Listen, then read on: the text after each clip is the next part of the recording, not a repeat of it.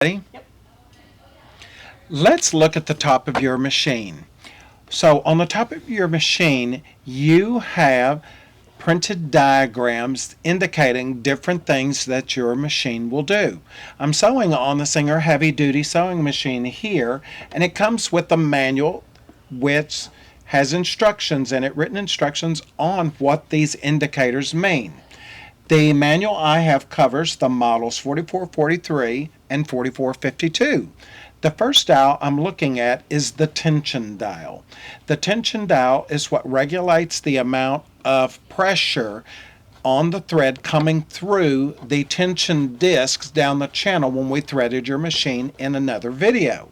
So your tension dial starts at 0 and will go to the number 9. In this case, and for about the majority of the sewing you are going to do, the tension should be placed on the number 4 to get an even regulated stitch for most projects and fashion and things you are going to sew with. In some cases, there may be a need for you to loosen the tension or tighten the tension based on irregularities or things that your sewing machine may do. It may also indicate that there is a need to have your machine serviced by an authorized repair person for your sewing machine. In this case, if you look closely with me at the tension dial, there's a line from the 3 to the 5. There really should be no reason that you go outside these lines of tension for the work you're going to do on this sewing machine, because 4 is a well-balanced tension number. Let's move to the middle dial. The middle dial indicates needle position, and the needle position can be moved all the way to the right, shifting the needle. It clicks to the center needle position and clicks to the left for the left needle position. This is going to vary the placement of the needle and the amount of stitching that's going to happen where you've placed the needle. For this purpose, we're going to go ahead and place the needle position dial in the center. Let's move to the far dial. This is your stitch width dial, and the stitch width dial starts at 0 and goes to the number 6. In this case, we don't need the stitch width dial to be on any number, so we're going to put it on 0 because we're sewing a straight stitch, and a straight stitch has no width. So when we look back at the top of your machine where we sewed the fabric, we are going to look at the stitches, and in this case, let's try out the machine and see if it'll stitch. So in this case, when I looked at my work, I'm going to clip my threads real quickly. It's sewed really evenly, and I have a pretty decent straight stitch. Let's take a look at the back.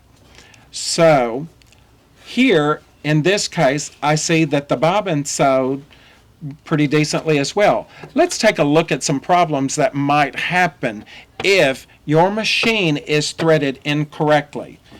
So let's take a look at this stitching. This, I did some stitching and the tension was irregular. And when I look at the back, you can tell that the thread bunched up and became really dense.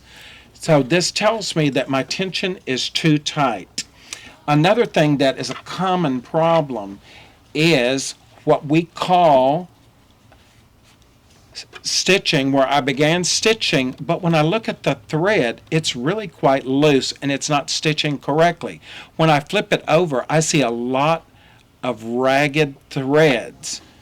And here is another example where I began to stitch and it looks okay on top, but when I look at the bottom, this is a really, really poor example of what's going on in a machine. We call this a bird's nest. And this bird's nest is a tangle of threads. And whenever I see threads like this tells me that there's a problem with my machine, and it's obviously not going to sew.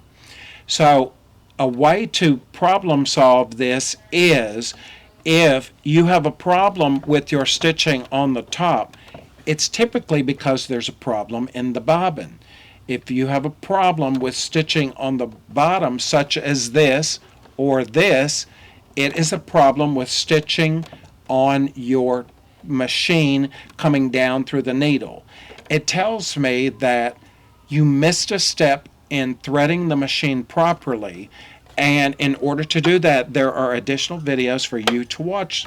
Also, in your Singer manual, there are directions, written instructions on how to properly thread your machine that you can read.